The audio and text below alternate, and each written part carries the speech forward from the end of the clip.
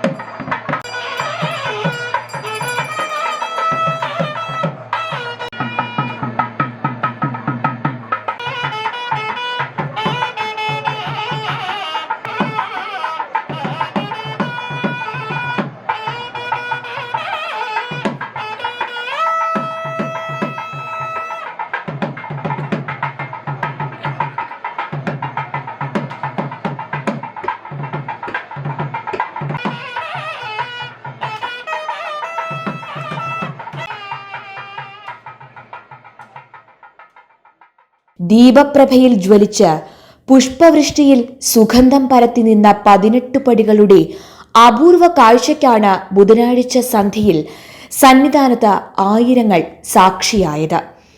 ദീപാരാധനയ്ക്ക് ശേഷം തന്ത്രി മഹേഷ് മോഹനരുടെ കാർമ്മികത്വത്തിലും മേൽശാന്തി PN മഹേഷ് നമ്പൂതിരിയുടെ സഹ കാർമ്മികത്വത്തിലുമാണ് 1 മണിക്കൂറോളം നീണ്ട പടിപൂജ സന്നിധാനത്ത് നടന്നത്. പൂജയുടെ തുടക്കത്തിൽ ആദ്യം 18ാം പടി കഴുകി പട്ടുവിരിച്ചു. പട്ടിന്റെ ഇരുവശത്തും വലിയ ഹാരങ്ങൾ കൊണ്ട് അലങ്കരിച്ചു. ഇരുവശത്തും ഓരോ നിലവിളക്ക് കത്തിച്ചു വെച്ചു. ഓരോ പടിയിലും നാളികേരവും പൂജാസാധനങ്ങളും വെച്ചു. പിന്നീട് 18 പടികളിലും കുടികൊള്ളുന്ന മലദൈവങ്ങൾക്ക് പൂജ കഴിച്ചു. ഓരോ പടിയിലും ദേവചൈതന്യം ആവാഹിച്ചിട്ടുണ്ട് എന്നാണ് വിശ്വാസം. ബുധനാഴ്ച വൈകിട്ട് നട തുറന്നപ്പോൾ ദർശനം നടത്തിയ സ്വാമി ഭക്തർ പടിപൂജ കാണാനും കാത്തുനിന്നു.